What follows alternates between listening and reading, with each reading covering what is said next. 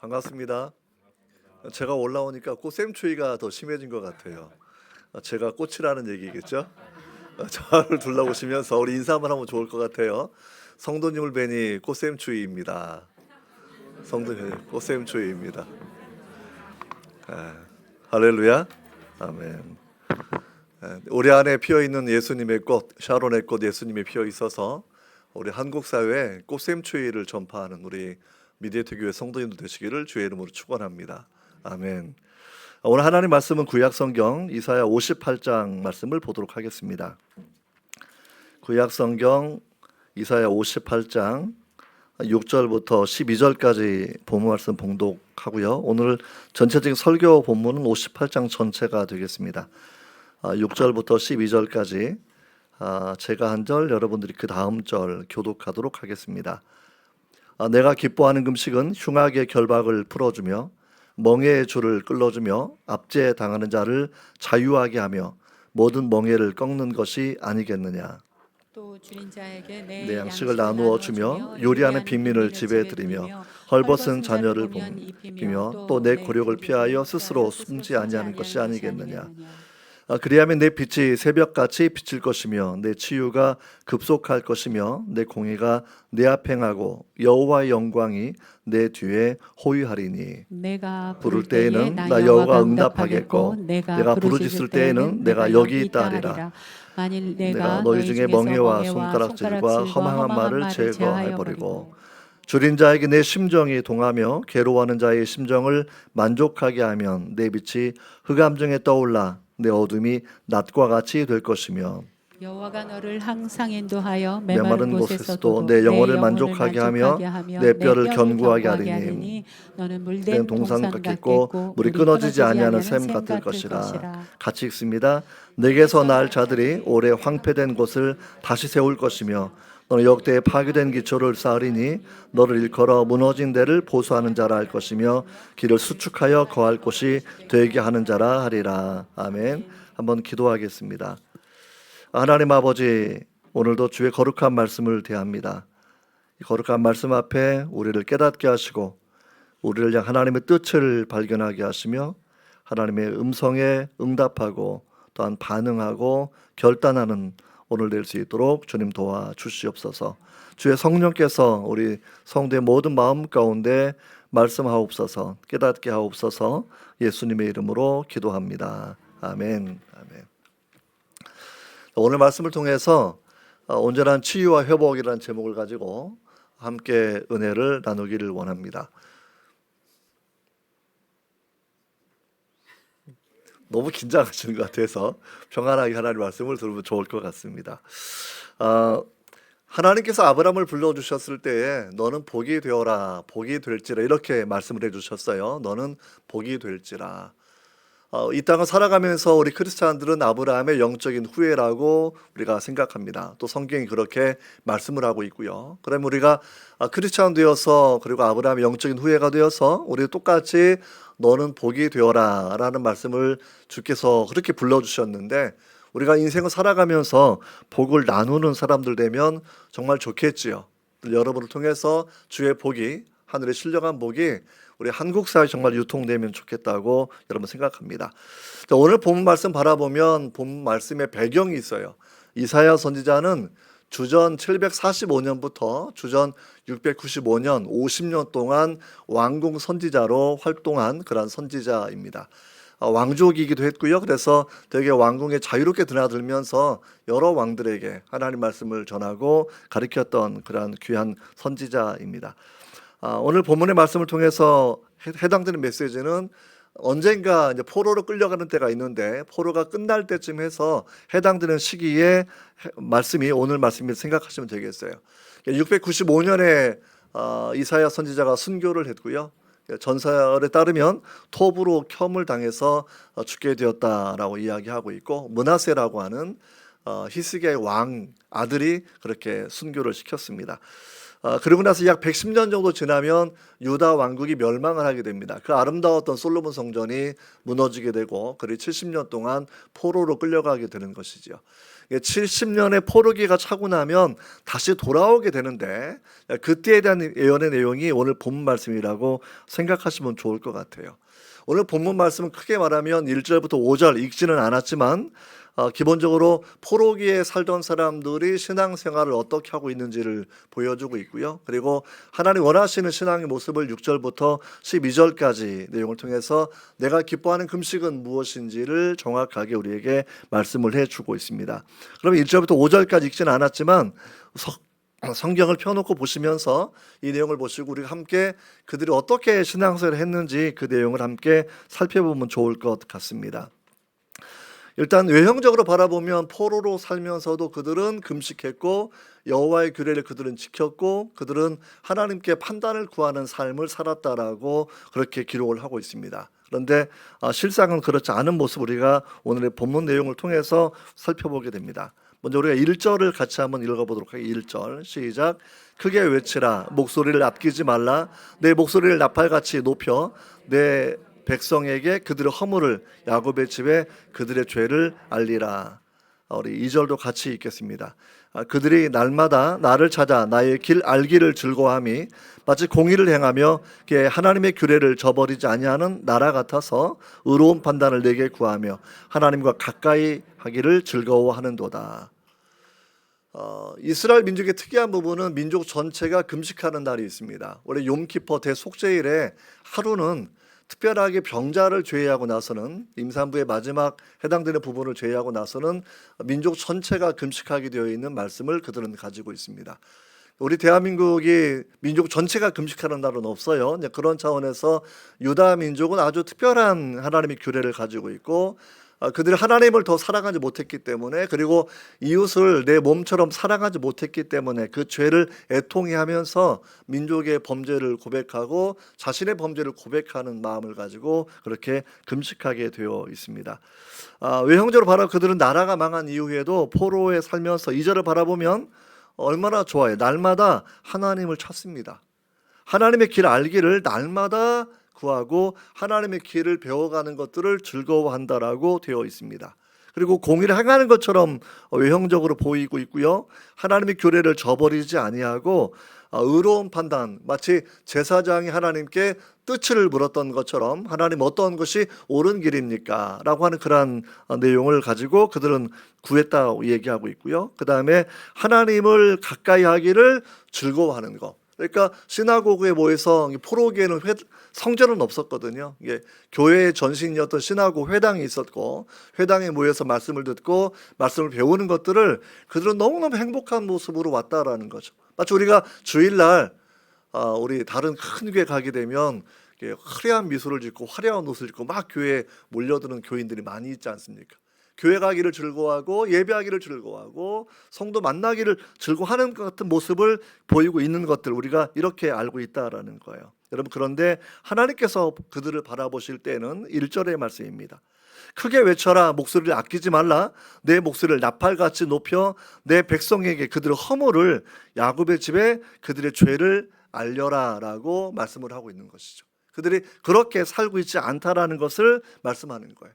다시 말하면 유대 나라가 유대 왕국이 멸망할 때에도 그들은 늘 하나님의 마지막 시드기야 왕이 죽는 그날까지도 하나님의 말씀을 외형적으로는 지켰고 외형적으로는 제사를 멈추진 않았습니다. 물론 이방신을 함께 섬기는 혼합주의가 있었지만 외형적으로는 하나님을 가까이 했다라는 것이죠. 그러나 그들 결국은 하나님 실상은 멀리 떨어져 있었기 때문에 하나님의 심판을 피할 수가 없었다고 이야기하고 또 주님이 계시던 2000년 전에도 유대인들은 일주일에 바리새인들 이틀씩 금식을 하면서 말씀을 지키는 사람들이었다라는 거죠. 주님께서 그들에게 위선자, 외식하는 자들이라고 그렇게 책망해 주셨습니다. 이 똑같은 배경이 예수님 오시기 700년 전에 다시 말하면 이사야 선지자의 지적을 받고 포로로 끌려간 이후에 주전 500년대에 살던 그들도 포로로 살면서 외형적으로는 종교에 열심이었고 말씀에 열심이었고 하나님을 열심히 찾는 사람들 같은데 하나님께 그렇지 않다라고 말씀하고 있는 거예요. 야곱의 집에 허물이 있고 죄가 있다라고 말씀하는 겁니다. 그런데 정말 선지자가 해야 되는 일들 무슨 얘기냐면 크게 외치고 목소리를 주저하지 말고 더 큰 소리로 외치고 나팔을 부는 것처럼 분명하게 말하라라고 말씀하고 있는 겁니다. 누군가를 큰 소리로 불러보신 적 계신가요? 제가 1월 달에 여의도 순복음교회에서 세운 오산리 기도원에 간 적이 있습니다. 8일 정도 기도원에 머물렀습니다. 이게 재미있는 에피소드가 하나가 있어요. 이게 하루에 4번씩 예배를 드리는데 저는 그냥 2번만 예배를 드렸고요. 나머지는 성경도 보고 책도 읽고 기도하고 이런 시간을 보냈는데, 아내는 이제 저보다 좀 믿음이 크니까 3번 예배를 가고 이러는 건데, 오후 예배를 간 아내가 금요일 저녁에 그 숙소에 들어오지 않는 거예요. 처음에는 이제 기도가 길어지나 생각하고 있는데 안 들어오길래 걱정이 돼가지고 대성전에 가보았더니 웬걸 불이 꺼져 있는 겁니다. 불이 꺼져 있고 문이 닫혀 있고, 그래서 제가 폰을 꺼내가지고 나 비치면서 막 물을 두들기고 한다야 막 찾는데 아무 소리가 없는 거예요.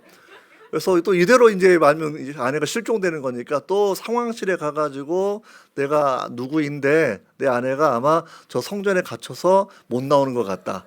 그래서 기도하다가 체구도 작은데 이게 계단 의자고 이러니까 아마 기도하다가 피곤해서 쓰러져 있든지 아니면 아내가 나오지 않았는데 문을 너희가 먼저 잠근 것 아니냐 얘기하면서 막 그 사람 내가 윽박도 지르고 이러면서 그 바쁜 사람을 데리고 또 대성전 문을 따러 갔습니다.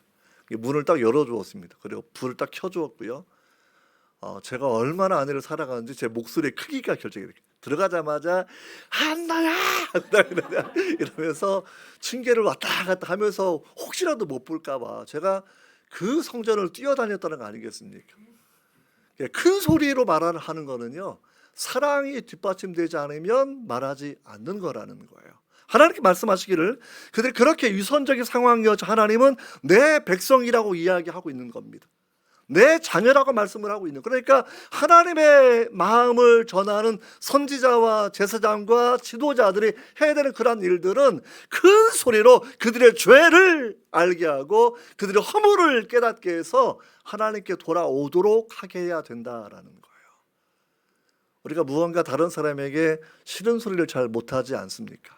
근데 주님께서는 목소리를 아끼지 말아라. 행여나 그 사람이 혹시 기분 나쁠까봐 주저하지 말아라. 그리고 나팔 소리처럼, 나팔 소리는 아무리 먼 데 있는 사람도 공격 또는 멈춤, 이게 나팔로 전부 다 결정되는 거거든요. 나팔 소리를 듣지 못할 사람은 아무도 없습니다. 나팔 소리처럼 분명하게 외치라는 거예요. 여러분, 그 당시에도 예수님 계시던 2000년 전에도 지금도 사람들은 죄와 죄가 아닌 것들을 대충대충 설명해 버립니다. 상대방이 기분 나쁠까 봐 그렇게 너무나 깊이 배려하는 것인데 사실은 좋지 않습니다. 우리가 가령 지나가다가 불이 난 집이 있다고 생각을 해보세요. 그럼 어떻게 하겠어요? 불이야 이렇게 하시겠어요? 안 하죠. 왜냐하면 불이 사람을 죽일 수 있는 거기 때문에 지나가다 불이 나면 불이야 이렇게 하는 게 당연하지 않은가요? 그렇죠. 동의 안 하시는 분들은 남의 집 불 나면 잘났다 불이야 이렇게 이런 게 아니겠죠. 우리가 불이 나면 그 사람의 재산이 손실이 되고 재산뿐만이 아니라 생명에 손상이 있을까 봐 우리는 있는 힘을 다하여서 불이야 도둑이야 소리를 치는 것처럼 하나님의 사람이 그 일을 해야 된다라고 1절 우리에게 말씀해 주고 있는 겁니다. 여러분, 이렇게 그 죄를 드러내라, 허물을 드러내라 하는 그런 이유가 무엇이겠습니까? 사실 제일 무서운 죄가, 제일 무서운 허물이 오늘 본문 배경 가운데 위선이라는 병이라는 거예요. 위선. 우리 미디에이터 교회 성도님들은 정말 체감을 잘 할 건데, 그렇죠? 차라리 아파서 표시가 나면 치료가 쉬운데 안 아픈 것 같은데 속이 골마가는 것, 속이 병들어가는 것. 외형적으로 바라보면 오늘 2절의 말씀처럼 저는 2절 읽을 때 그냥 제가 아멘을 할 뻔했어요. 근데 이게 히브리어 원문을 바라보면 반어법이고 수사 의문문이거든요. 그렇게 살지 않았다라는 거거든요. 그렇게 2절을 보시면 얼마나 감동적이에요. 하나님을 찾아요. 날마다 찾아요. 하나님 길 알기를 너무너무 즐거워해요. 그렇죠? 드라마를 보는 것보다 더 즐거워요. 하나님 말씀 읽는 것을. 하나님 가까이 하기를 너무 즐거워하고요. 공의를 행하고요. 하나님의 귤에 말씀을 저버리지 아니하고요. 하나님 무엇이 옳은 것인가요? 옳은 판단을 구하는 모습들을 바라보는데 하나님께 그 모든 것들이 사실은 말만 그렇고 행동만 그렇고 마음은 그렇지 않은 위선적인 상황이다라고 그렇게 진단하고 있는 겁니다. 결국 주전 586년에 유다 왕국이 멸망한 이유는 위선병입니다. 하나님 앞에서 그들은 철저하게 위선했습니다. 예수님 당시에도 그들은 주님의 그 아주 신랄한 책망을 피할 수가 없었습니다. 일주일에 2번씩 금식을 하고 그들은 10의 일주를 하고 그들은 늘 말씀대로 산다고 생각했지만 주님께서는 회칠한 무덤과 같다라고 그들을 그렇게 냉정하게 질책하신 것을 살펴보게 됩니다. 여러분 얼마나 위선적이었으면 사실은 사기꾼이 내가 사기치는 걸 알고 사기를 치면 그래도 양심적인 건데 사기를 치면서도 그 진짜라고 믿는 사기꾼이 있어요. 자기 스스로도. 이건 진짜 이제 굉장히 위험한 증세이지 않겠습니까?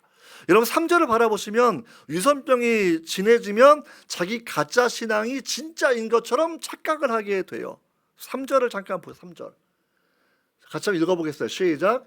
우리가 금식하되 어찌하여 주께서 보지 아니하시오며 우리가 마음을 괴롭게 하되 어찌하여 주께서 알아주지 아니하시나이까. 여기까지다. 거기까지. 우리가 금식을 하고 있어요.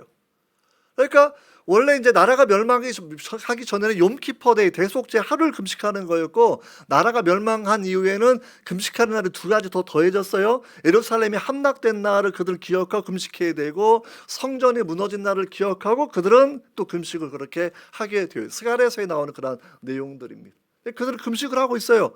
오늘은 성전이 무너진 날이야. 우리가 오늘은 바벨론의 공격에 의해서 예루살렘이 침략당한 날이야 생각하고 그들은 그렇게 금식하고 마음을 괴롭게 하고 있다고 이야기하는데 그러면서 하나님을 향하여 따지기 시작을 합니다. 내가 이렇게 금식하고 있는데 왜 우리를 알아주지 않습니까? 내가 마음을 괴롭게 하고 있는데 왜 주님은 나를 알아주지 않습니까? 라고 생각하는 겁니다. 자기가 자신을 속이는 경지에 도달하게 되는 거예요. 내가 아무 일 없다라는 거죠. 내가 모범적으로 신앙생활을 잘하고 있다라고 그렇게 생각하고 있는 겁니다. 그러니까 이제 자기 의가 완벽하게 형성이 되어 있어서 내가 이 정도면 아주 훌륭한 사람이에요. 포로를 살면서도 이 정도면 하나님 말씀을 정말 잘 지키는 사람이에요. 그런데 왜 이렇게 내게 어려운 일이 있는 것입니까? 라고 그들은 그렇게 하나님께 항의하는 그런 일들을 바라보게 됩니다. 여러분 그때 주께서 하셨던 말씀이 이제 3절 후반부와 4절 첫 절인데요. 보라, 주의를 환기시켜주는 표현이거든요. 보라, 너희가 금식하는 날에 오락을 구했다. 무슨 마음을 괴롭게 했느냐 이런 얘기예요. 너희가 금식하는 날에 온갖 일을 강제 노역을 시켰다. 이게 상대방의 마음을 헤아리고 살아가는 상황이었는지 저는 이렇게 우리에게 말씀을 해주신 것을 여러분 살펴보게 됩니다. 여러분 우리가 이 본문을 통해서 우리가 금식의 목적이 무엇인지를 2가지 생각해 보셔야 됩니다. 왜 하나님은 특별하게 유다 백성들에게 이스라엘 민족들에게 민족 전체의 금식을 하나님이 율법의 말씀으로 주셨을까요? 율법의 내용은 딱 우리가 613가지인데 뭐 하라는 것도 되게 많아요. 하라는 것도 213가지 하지 말라는 건 뭐 365가지 이렇게 되니까 되게 많은데 이거를 예수님이 십계명으로 딱 둘로 요약을 해주지 않습니까? 하나님을 마음과 뜻을 다해서 하나님을 사랑하는 것, 그리고 내 이웃을 내 몸처럼 사랑하는 것, 이것이 모든 계명의 요약이라고 주님 말씀해 주신 거죠. 그럼 이제 우리가 회개를 왜 하는 거냐면 내가 하나님을 그렇게 사랑하지 못했다라는 겁니다. 내가 내 이웃을 내 몸처럼 사랑하지 못했다라는 거예요. 종교 행사가 중요한 게 아닙니다. 기도를 했으면 기도가 내 마음을 바꾸어야 돼요. 기도를 했으면 기도가 내 행동을 바꾸어내야 돼요. 기도를 했으면 내 삶이 바뀌어져야 된다는 거예요. 근데 바뀌는 게 아무것도 없는 것이 포로기로 살던 그들의 모습이었다라는 겁니다. 종교생활은 포로기에도 열심히 해왔지만 금식도 하고 그렇게 살아왔지만 그들은 아주 위선적인 상황을 그렇게 보여주었다고 본문은 기록하고 있습니다. 그래서 금식은 우리가 하나님을 덜 사랑하는 것을 애통해 하는 것이죠.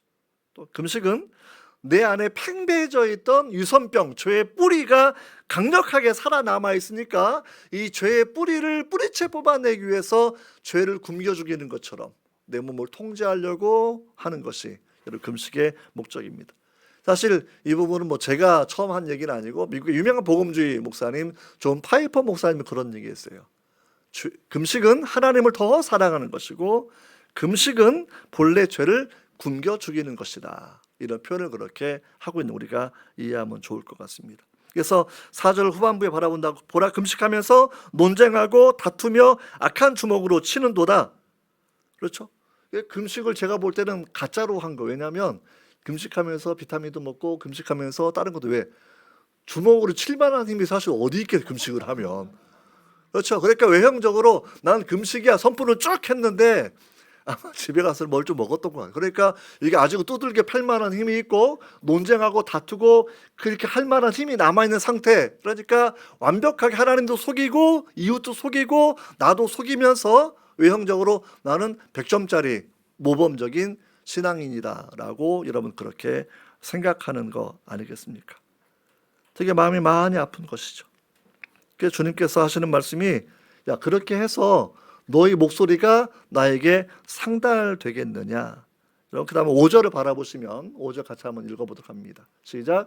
이것이 어찌 내가 기뻐하는 금식이 되겠으며 이것이 어찌 사람이 자기 마음을 괴롭게 하는 날이 되겠느냐. 그게 머리를 갈대같이 숙이고 굵은 배와 재를 펴는 것을 어찌 금식이라 하겠으며 여호와께 연락될 날이라 하겠느냐.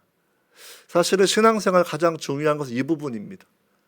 매주 예배합니다. 또 가정예배 매주 드리는 분들도 있습니다. 또 기도를 우리가 하루도 쉬지 않고 정해진 시간에 그렇게 기도하고 있습니다. 중요한 건 기도가 하나님께 올라가느냐라는 거죠. 중요한 건 예배를 하나님이 받으시느냐라는 거죠. 이게 가장 중요한 거예요.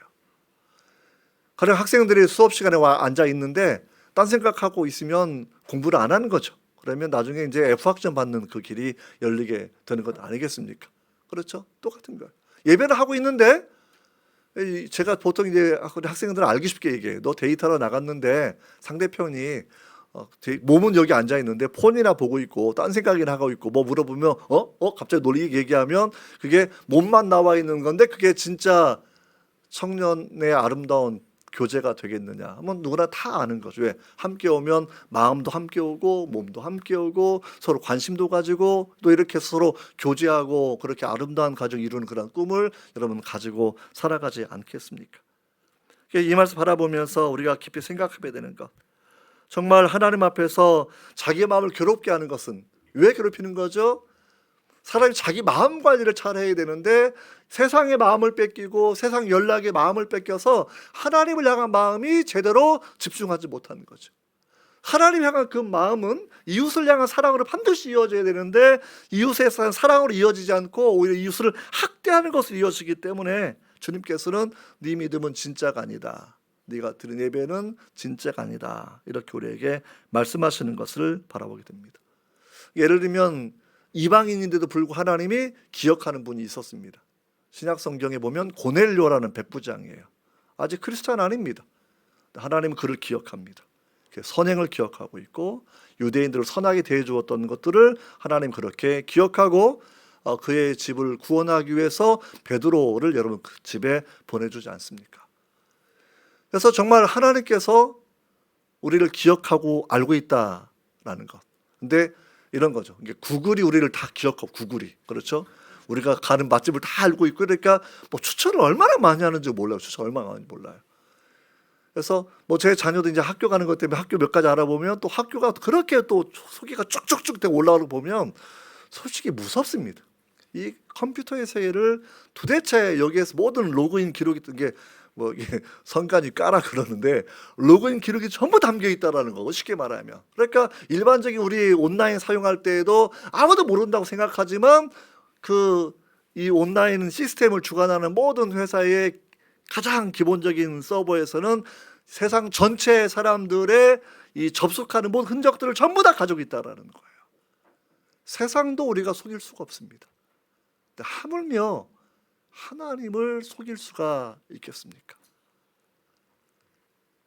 구글도 못 속이는데 하나님을 속일 수가 있겠습니까? 페이스북의 흔적도 못 지우는데 하나님 앞에서 내 삶의 흔적을 지울 수가 있겠습니까? 그래서 하나님께서는 그래서 보라라고 주의를 환기시켜 줍니다. 네 스스로 자기의, 네가 괜찮은 사람이라고 이야기하고 있는데 아니다. 너의 진면목을 바라봐야 된다라고 하시는 거죠. 위선적인 병이 있다고 하면 그게 정말 내 영혼을 마르게 하고 내 육체를 마르게 하고 내 마음을 마르게 하는 병이 있다고 하면 난 안 아파요, 괜찮아요, 이렇게 자꾸 헛소리할 것이 아니라 자기 병의 근원을 인정하고 하나님 앞에 치유받아야 되는 우리에게 여러분 말씀해 주고 있는 거죠. 이것이 하나님이 기뻐하는 금식. 영어 성경은 내가 선택하는 금식이라는 거예요. 사람이 아무나 금식한다고 하나님이 다 연락하는 게 아니라는 겁니다. 내가 추징합니다. 믿음으로 하는 금식, 회개하는 그런 기도, 하나님이 그런 것들을 주님이 받으신다라고 이렇게 우리에게 말씀해 주고 있습니다. 이제 6절, 이제 오늘 본문 이야기로 드디어 넘어왔어요. 6절을 바라보시면 이제 하나님 기뻐하는 금식이 무엇인가 한번 다시 읽어보도록 하겠습니다. 시작. 내가 기뻐하는 금식은 흉악의 결박을 풀어주며 멍에의 줄을 끌어주며 압제에 당하는 자를 자유하게 하며 모든 멍에를 꺾는 것이 아니겠느냐. 그렇죠. 하나님이 기뻐하는 금식. 야고보서에서도 이렇게 돼. 하나님이 기뻐하는 금식, 진짜 중요한 경건은 고아와 과부를 돌보는 것이다. 이게 무슨 얘기냐면 봉사활동만 많이 하면 하나님이 기뻐한다 이런 뜻이 아니라 하나님을 경외하는 믿음은 반드시 삶으로 연결되어야 된다라는 거예요. 하나님을 사랑하십니까? 그럼 가족도 사랑하셔야 됩니다. 하나님을 사랑하십니까? 이웃도 사랑하셔야 됩니다. 하나님을 사랑하십니까? 그러면 내 삶의 모든 영역 주권론인데 네덜란드의 총리였던 아브라함 카이퍼의 아주 유명한 책이, 짧은 책이 있어요. 영역 주권론. 성도의 삶의 모든 영역, 가정의 영역, 학교의 영역, 기업의 영역, 내 모든 영역은 하나님께 속해 있다라는 겁니다. 내 것이 아닙니다. 다 하나님의 것입니다. 여러분, 이런 부분 바라본다고 하면 우리가 흉악의 결박, 악한 띠를 풀어내주는 것, 멍에의 줄을 다른 사람 수단화하고 노예화하는 그런 부분들이었겠죠. 이걸 클론해주는 것, 압제당하는 자를 자유하게 하는 것, 이것이 하나님의 뜻이다라고 우리에게 말씀을 해주고 있습니다. 여러분, 그 이후에 이제 오늘 놀랍게 주시는 아름다운 축복의 메시지가 여러분 8절 이하에 기록되어 있습니다. 이제 사실 이 부분부터 이제 우리가 진지하게 너는 복이 되라 말씀해 주셨는데, 우리가 진정한 믿음을 갖게 되고 살아간다고 하면 어떠한 복이 있는지 이 부분을 함께 살펴보기로 원합니다. 우리 8절 같이 한번 읽어보도록 하겠습니다. 시작.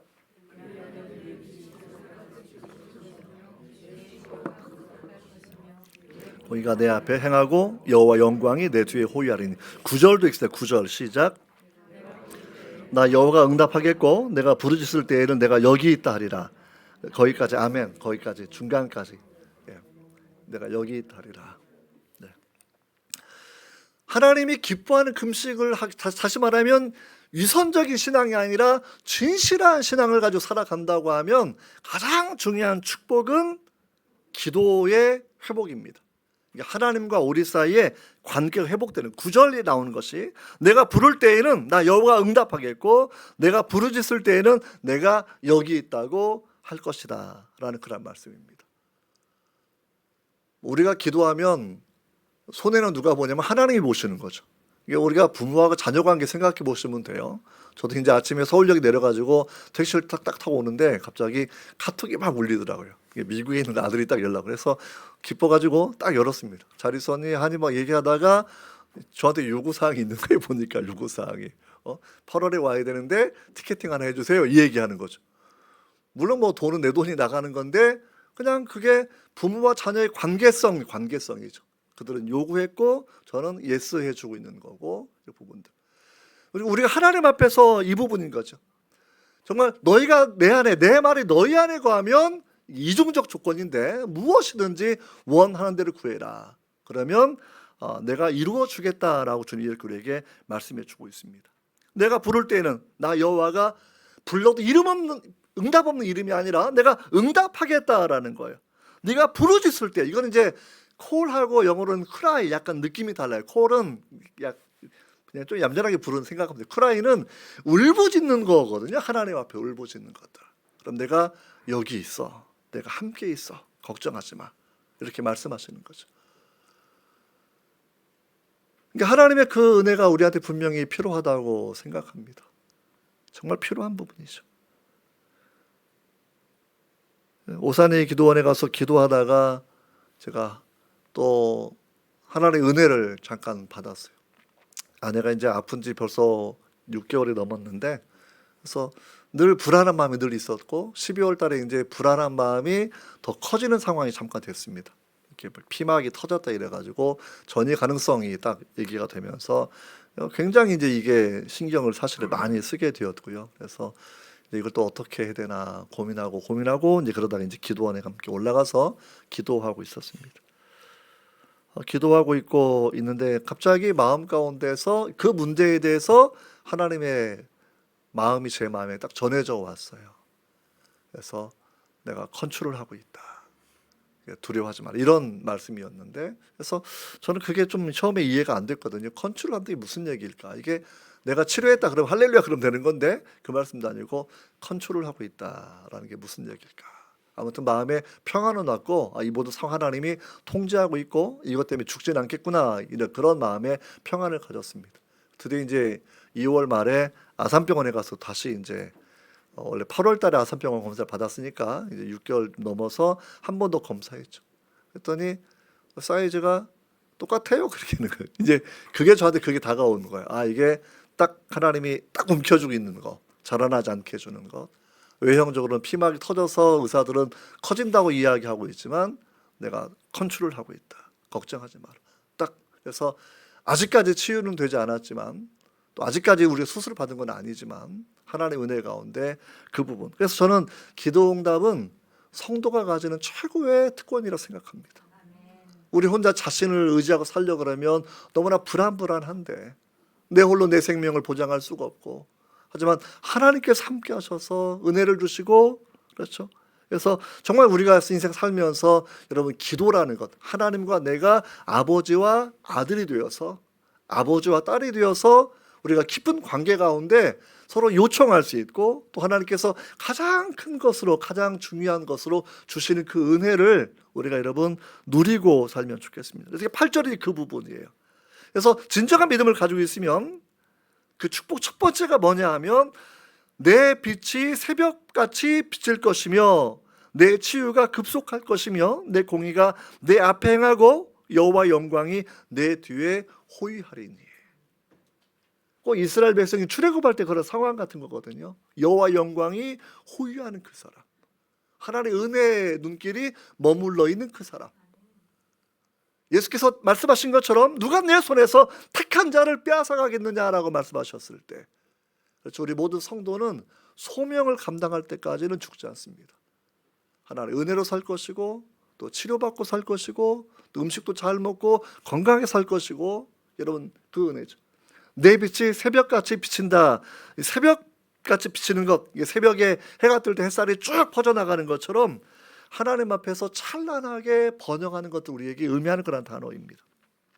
내 치유가 급속해진다. 이 원어로는 이게 치유라는 말이 붕대를 막 감아주는 거거든요. 하나님. 그러니까 빨리 치료해 주시 하나님의 은혜의 손길을 꼭꼭 싸매 주셔서 우리로 하여금 보호하고 치료하게 해줄 그 부분들 우리에게 여러분 설명해 주고 있습니다. 여러분 꼭 인생 살면서 우리가 하나님 앞에 바로 선다고 하면 우리가 하나님 앞에 이런 은혜를 누리고 살아갈 수 있다라는 거예요. 여러분 새벽빛같이 비친다라는 것, 이게 정확하게 언어의 의미를 살피 이런 건데, 이게 부대가 툭 터져서 물이 쫙 쏟아지는 것처럼 어두움에 있는데 갑자기 그 사람한테 빛이 툭 터져서 전체를 감싸 안아 버리는 거예요. 소방헬기가 지나가다가 물을 담아가다가 밑에가 열리면 물주머니 열리면서 물이 쫙 쏟아지는 것처럼 하나님의 빛이 그렇게 임하는 것을 우리에게 설명해 주고 있는 겁니다. 여러분 하나님의 은혜가 얼마나 놀랍습니까? 그래서 우리가 이 말씀 바라보시면서 그러면 이제 그게 어떠한 상황이냐면 그 다음 구절 바라본다고 하면, 그렇죠? 읽어보고 싶죠. 10절 시작. 줄인 자에게 내 심정이 동하며 괴로워하는 자의 심정을 만족하게 하면 내 빛이 흑암 중에서 떠올라 내 어둠이 낮과 같이 될 것이며. 그러니까 흑암 중에서 빛을 보는 그런 경험, 요게 있으셔야 돼요. 제가 청년 때 공부하다가 친구랑 갑자기 야 우리 월악산 한번 가보자. 아무런 준비하지 않고 월악산에 그냥 아침에 강남 와가 버스 타고 월악산이라는 곳에 갔습니다. 젊은 청년들이니까 뭐 비상식량 준비한 것도 없고요. 그냥 뭐 운동화 신고 와가지고 그냥 올라가는 거죠. 너무 재밌게 놀고 놀다가 해가 뉘엿뉘엿 질 때쯤 해서 이제 내려가자고 내려오는데 내려오다가 길을 잊어버렸어요. 너무 빨리 산이 어두워지더라고요. 너무 빨리 산이 어두워지는데 이제는 뭐 후레쉬도 없고 아무것도 없으니까 너무 당황하고 그때만 해도 이게 폰이 그렇게 좋지 않은 때거든. 뭐 시티폰 꺼내가지고 막 전파 쏘고 이래도 통화가 잘 안 터져가지고 시티폰이 또 뭔가 모르시는군요. 도시에 사는 사람들의 셀폰이 아니고 옛날에는 공중전화에 줄 서지 않고 할 수 있는 무선 전화가 시티폰이라는 게 있었어요. 다 기억나시죠? 옛날에 한때 시티폰 나와 있던 거. 그렇죠? 그러니까 뭐 이것도 안 되고 저것도 안 되고 그러다가 겨우겨우 이제 전파가 잡힌 데 가가지고 관리사무실 연락을 해서 보니까 어디쯤인 것 같은데 뭐 조심히 그냥 내려오라고 뭐 이렇게밖에 말을 안 하는 거야. 그러니까 산에 있어 보니까 밤 되니까 조금 무섭더라고요. 밤 되니까 이게 짐승들 소리가 나기도 하고 길은 잘 안 보이니까. 그래서 거의 2시간 반 정도 헤매다가 새벽 1시 반 정도에 겨우 산 밑에 내려왔어요. 가로등을 봤을 때 마음이 얼마나 평화가 밀려왔는지, 흑암 중에 있다가 빛을 보게 되었을 때 마음에 이로함이 있다라는 거예요. 하나님 떠나 사는 삶은 깊은 어둠에 있는 삶이에요. 빛이 하나도 없는 그런 삶이에요. 방향을 알 수도 없고요. 그냥 절망감이 몰려오고요. 이렇게 죽는 건 아닌가, 이렇게 끝장나는 건 아닌가라고 생각하고 있는데 기도의 응답이 회복되고 나면 내가 여기 있다, 내가 너와 함께한다. 마치 어두운 밤 자녀가 자지러지게 울 때가 있잖아요. 무서우니까 어두운 고목 갈 때 어린 꼬마가 울 때가 있는데 엄마 아빠가 손을 툭툭 쳐요. 울지 마, 아빠 엄마 여기 있어. 그러면 애들 울지 않는 거죠. 내가 여기 있다, 내가 여기 있다. 여러분, 그 하나님의 은혜가 우리 모두에게 사실은 보장되어 있어요. 왜? 하나님의 이름이 임마누엘이에요. 임마누엘, 우리와 함께 하시는 하나님. 에스겔 선지자 놀라운 비전은 여호와 샴마, 여호와 샴마, 하나님이 너희 중에 함께 계시는구나 라는 거. 주님의 놀라운 말씀은 2-3명이 모인 곳에 나도 그들과 함께 있다. 할렐루야. 중요한 건 하나님 앞에 진실로 예배하는 모임이어야 됩니다. 하나님 앞에 진실로 기도하는 모임이어야 합니다. 여러분, 이런 배경 가운데 그 다음에 가장 좋은 말씀이 11절에 기록되어 있어요. 11절 같이 한번 읽어보도록. 11절 시작. 항상 인도하여 메마른 곳에서도 내 영혼을 만족하게 하며 내 뼈를 견고하게 하리니 너는 물된 동산 같겠고 물이 끊어지지 아니하는 샘 같을 것이라. 이거 너무 좋은 말씀이에요. 그냥 다 외우셔야 됩니다. 하나님이 인도하신 것도 항상, 어떤 때 인도하는 게 아니라 always, 항상 인도하겠다라는 거죠. 마치 보혜사 성령이 오시면 우리를 떠나지 아니하고 인도해 주시는 것처럼, 하나님의 약속은 우리와 함께하고 우리 항상 인도하는 건데 우리는 항상 내 마음대로 살려고 그런다는 거예요. 항상 자기만 힘만 의지하고 살려고 한다라는 거죠. 여러분, 하나님께서 인도하는 걸 좀 느끼셔야 돼요. 근데 어느 곳 인도하냐면 하나님 인도하시고 하나님 함께 하시는데 메마른 곳도 걸어갑니다. 꽃길만 가는 게 아니에요. 양탄자길만 가는 게 아니에요. 메마른 광야와 사막길도 걸어갈 수밖에 없습니다. 인생을 살다 보면. 그때 중요한 것은 우리 영혼의 참된 만족은 하나님이 주신다라는 거죠. 영혼의 만족. 순복음교회 이것을 삼박자 축복이라 얘기해요. 영혼이 만족하고 내 뼈가 견고해져요. 뼈가 견고한 게 큰 은혜인 줄 믿으시기 바랍니다. 그렇죠? 젊을 때는 잘 모르는데 제 어머니도 이제 내후년에 9순이 되시는데 어머님 친구분들 보면 종종 뼈가 부러져서 못 일어나는 분들 종종 많이 있습니다. 그러니까 뼈가 강해지게 하려고 뭐 홍화씨 드시고 칼슘도 먹고 막 하시는 거, 기본적으로 운동도 하고 또 이제 햇볕도 쬐면서 막 이 또 막 강하게 노력을 많이 하고 계시는 건데, 하나님의 은혜가 다 그런 것도 다 도움 돼요. 뼈 튼튼하게 하는데. 근데 하나님을 믿는 그 믿음이 우리 뼈도 견고하게 만들어 줍니다. 할렐루야.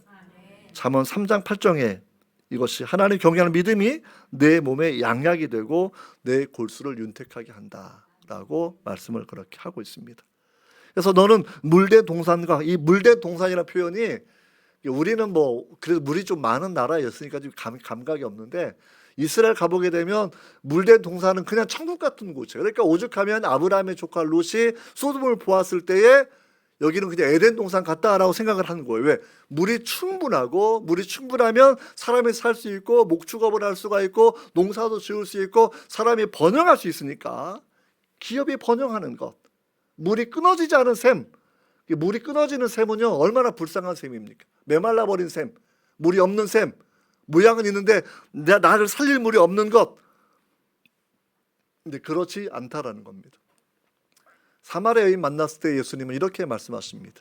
네가 내가 누구인지를 알고 하나님이 내게 주신 선물이 무엇인 줄 알았으면 네가 나에게 구했을 것이다. 네게 구하면 영생하도록 솟아나는 샘물을 줄 것이다 라고 말씀하는, 우리가 이 부분을 여러분 기억하셔야 됩니다. 그래서 정말 영혼의 만족과 뼈가 튼튼해지는 그 은혜와 기업이 잘 되는 그 은혜, 물된 동산 같겠고, 그다음에 정말 물이 끊어지지 않은 그 샘 같아서 하나님 그 샘물이 되시고 공급자가 되시는 것, 이건 주님께서 보장의 축복일 뿐만이 아니라 이걸 주님은 큰 소리로 외치셔서 늘 말씀하십니다. 누구든지 목마르거든 내게로 와서 마셔라. 값없이 와서 젖과 포도주를 먹고 마셔라 라고 하고 있다라는 거예요. 주님이 큰 소리 외치시는 거는요, 물만 먹으라 이게 아니라 그 외침의 소리는 먼저 회개라는 과정을 반드시 통과하셔야 됩니다. 1절에 그 내용이 있죠. 죄를 드러내라, 허물을 드러내라 라고 얘기하고 있고, 그걸 통해서 깊이 나의 죄성을 인식하고 회개하고 자복하는 사람들에게 영생아 솟아나는 샘물이 흘러나온다라고 우리에게 말씀해 주는 것, 우리가 여기에서 살펴보게 됩니다. 여러분, 그러면 이제 마지막 12절 넘어가면 12절 말씀은 또 외우셔야 돼요. 같이 읽어보시죠. 시작. 내게서 날 자들이 오래 황폐된 곳들을 다시 세울 것이며 너를 역대 파괴된 기초를 쌓으리니 너를 걸어 무너진 데를 보수하는 자, 길을 수축하여 거할 곳이 되게 하는 자라. 영어로는 리스토어러, 리페어러 이런 단어 쓰고 있어요. 고치는 사람, 회복하는 사람, 이런 표현입니다. 내게서 날 자들, your people 이런 표현이에요. 그래서 사실 어른들 되면 자녀를 향해서 기도할 때마다 이 말씀을 외우셔야 됩니다. 무슨 얘기냐면 내 자녀가 그저 부자가 되기를 원하지 마십시오. 자녀를 통해서 황폐된 곳이 세워지기를 기도하십시오. 자녀를 통해서 역대 파괴된 토대가 다시 쌓아지도록 기도하십시오. 자녀를 통해서 무너진 데 성벽이 보완되도록 기도하십시오. 길, 스트릿, 기업의, 국가의 경제가 회복되는 곳이 되도록, 그 일에 사용되는 자녀가 되도록 기도하셔야 됩니다. 자녀를 대할 때마다 엄마 아빠 소원은 네가 무조건 배 터지게 먹고 사는 거야 라고 하는 것이 아니라, 네가 잘 되어서 주변 사람을 유익하게 하고, 네가 잘 되어서 세상을 품고 기도하고, 잘 되어서 민족의 어린 현실을 바라보면서 민족을 깨우고 민족을 새롭게 하고 회복하는 그 일에 쓰임받는 자녀가 되도록 여러분 우리가 그렇게 노력해야 된다라는 거예요. 그래서 내게서 날짜들 your people 혹은 your 그 후손들인데 이 자녀 이름을 여기 넣으셔가지고요, 정말 내 자녀 아무개가 오래 황폐된 곳을 다시 세우게 하옵소서, 역대 파괴된 토대를 다시 쌓게 하옵소서, 무너진 성벽을 보수하게 하옵소서, 무너진 상전의 거리를 다시 세워나가게 하옵소서라는 그러한 기도를, 우리가 사실은 부모가 끊임없이 기도로 자녀를 지원해 주셔야 됩니다. 우리가 아는 것처럼 민족의 현실이 많이 어렵습니다. 많이 어렵고, 이 당시에도 마찬가지, 포로로 끌려와 있는데 고국으로 돌아가는 예언이 분명히 있어요. 근데 가야 될 곳이 어떤 곳이었냐? 이렇게 무너진 곳입니다. 성전이 완벽하게 무너져 있는 곳입니다. 느헤미야가 갔을 때까지만 해도 성벽 자체가 다 무너져 있었어요. 그렇죠? 성벽도 무너져 있습니다. 그리고 그 성 안에 있었던 왕궁도 없을 것이고, 그 안에서 우리가 뭐 경복궁항이 그 뭐 이런 것처럼 상인들 장수 이 모든 게 파괴가 되어서 짐승만 거하던 곳이 당시에 그 상황이었다라는 것입니다. 저보다 제 윗대는 국민교육 헌장을 다 외우고 사셨습니다. 그렇죠? 우리는 외우진 않았어요. 첫 구절을 저는 아는데 우리는 민족 중흥의 역사적 사명을 띠고 이 땅에 태어났다. 할렐루야. 정말 그 소명 가지고 보릿고개 다 극복하고 수출 1억 불 달성 그것 때문에 난리를 치시고, 그렇죠? 혼부시 저도 어릴 때마다 쌀보리 반반 섞어가지고 안 오면 다시 돌려보내고 뭐 이런 게 그렇게 어렵게 살아오지 않았습니까? 근데 지금의 상황을 보시면 우리 그 집사님 기도해 주셨는데 정말 마음이 많이 아픈 그런 상황이라는 거예요. 여러분, 이스라엘 사람들이 모세한테 어떻게 불평하신 줄 아십니까? 잠깐 목마르고 잠깐 고기가 먹고 싶으니까 애굽 생활을 생각해. 이렇게 정확히 이렇게 말합니다. 우리가 공짜로 생선과 오이와 수박과 부추와 마늘을 먹었다. 공짜로. 근데 왜 공짜로 먹었죠? 노예였으니까. 종으로 살아왔으니까. 사실은 이 공짜라는 거 요즘으로 말하면 공산주의 보급 시스템 생각하시면 돼요. 공짜죠. 다 주니까. 근데 자유가 제한당하고 마는 거죠. 존엄성이 제한당하고 마는 거죠. 그래서 정말 우리 자녀가 살아가는 그런 나라를 위해서 우리가 꼭 기도하는 것은, 물론 하나님 나라가 제일 좋은 장소이지만 그 나라 가기까지는 천부 인권이 보호될 수 있는 자유민주주의 체제가 가장 좋은 체제입니다. 이건 뭐 공산주의랑 비교가 안 되는 거죠, 기본적으로. 그래서 인권이 보호될 수 있는 곳. 그래서 정말 내 자녀가, 그래서 사실 수업 시간에 요즘에 살아가 워낙 힘드니까 뭐 질문도 되게 많이 받습니다. 뭐 사회주의는 괜찮나요? 사회주의랑 공산주의는 똑같은 겁니다, 사실은. 전 단계죠. 이행하는 과정에 1단계가 사회, 2단계가 공산주의인데, 뭐 마르크스, 엥겔, 레닌 뭐 이런 사람이 만든 사상들이어서 기본적으로 이제 뭐 유물론적 개념에 가지고 있고, 사회 진화론적 개념에 의존하고 있고, 경제 결정론 가지고 살아가는 부분들, 노동자의 대동단계를 통해서 뭐 이렇게 이제 결국 타도하는 그런 부분인데, 하지만 우리는 공산주의 사회에서 낙원이 이루어지지 않은 것을 역사적 경험으로 알고 있습니다. 또 어렵지 않습니까, 여러분들? 이런 일을 바라보시면서 정말 우리 자녀를 통해서 이런 일이 이루어지게 해달라라고 그렇게 고백을 하면 좋을 것 같습니다. 마지막 13절, 14절은 제가 그냥 간단하게 요약하려고 해요. 13절, 14절 넘어가시면 한번 같이 읽어보도록 합니다. 시작. 만약 안식일에 내 발을 금하여 내 성일에 오락을 행하지 아니하고 안식일을 일컬어 즐거운 날이라 여호와의 성일을 존귀한 날이라 하여 이를 존귀하게 여기고 내 길로 행하지 아니하며 내 오락을 구하지 아니하며 사사로운 말을 하지 아니하면 내가 여호와 안에서 즐거움을 얻을 것이라. 내가 너를 땅의 높은 곳에 올리고 내 조상 야곱의 기업으로 기르리라. 여호와의 입의 말씀이니라. 아멘. 한 말씀 더 하고 설교를 마치려고 합니다. 이민 미국에 갔을 때 원로 목사님이 그 얘기 하시더라고요. 저는 이제 뭐 90년대 후반부에 미국 갔으니까 그 옛날 상황 모르는데 60년대에 이민 오신 분들이 하는 그 얘기입니다. 옛날에 미국은 거의 60년대만 해도 청교도 나라 같은 곳이었다고 그래요. 주일 되면 상점이 다 문 닫았답니다. 상점이. 근데 지금 뭐 상점 문 하나도 안 닫고, 쉽게 말하면. 그래서 이제 그걸 바라보면서 예배가 무너졌다. 하나님을 섬기는 말 무너졌다. 이게 주일이 구약성의 안식일 같은 그런 개념은 아닌데 우리가 최소한 경건하게 보내고 그날 하나님 말씀을 배우고 성도를 돕고 이러면서 성도의 교제를 나누는 그런 시간을 우리가 보내는 그런 날들이 아니겠습니까? 우리가 이 하나님 말씀 바라보시면 하나님이 결국은 신앙의 회복. 이걸 우리에게 그래서 이게 전체는 너희는 하다가 마지막 넘어가게 되면 너는이라고. 딴 사람 바라볼 게 아니라 나부터 잘해야 된다라는 겁니다.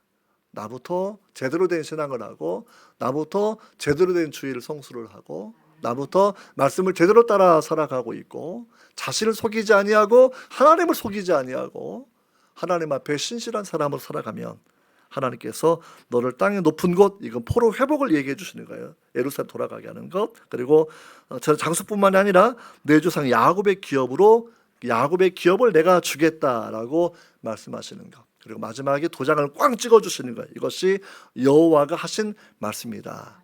반드시 이루겠다라고 하는 그런 말씀입니다. 인생을 살면서 신앙은 신앙 갖기 전에는 내가 주인공입니다. 내가 하는 겁니다. 믿음을 가진 것은 인생의 주어를 나에서 하나님으로 바꾸어 드리는 겁니다. 하나님이 주어예요. 하나님이 하시는 것들을 보는 것이 믿음의 영역이라고 여러분 생각합니다. 오늘 말씀 생각하시면서 좀 하나님의 크신 은혜가 신앙의 진정한 회복이 있고 여러분 자손을 통해 놀라운 일이 이루어지기를 바랍니다. 한번 말씀을 생각하고 한번 잠깐 함께 기도합시다. 말씀을 기억하면서 혹시 나한테 유선적인 게 있지 않나?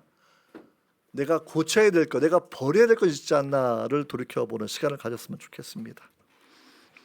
여러분, 그리고 또 한 가지는 우리가 하나님 앞에서 정말 하나님이 기뻐하는 금식, 하나님이 인정하시는 믿음을 가지고 내가 살기를 원합니다. 그런 기도를 하시면 좋겠습니다. 우리 마지막 순간에 정말 삼박자의 축복처럼 내 영혼에 참된 만족이 있고 내 육체가 건강하고 기업이 잘 되기를 기도하시되 마지막 하나도 꼭 덧붙이시는 것, 내게서 날 자들이 오래 황폐된 곳을 다시 세우고 역대 파괴된 기초를 쌓으리니 무너진 데를 보수하는 자가 되고 길을 수축하여 사람이 거할 곳이 되게 하는 그런 사람이 될 수 있도록 우리 자녀에게 그 은혜를 베풀어 주옵소서.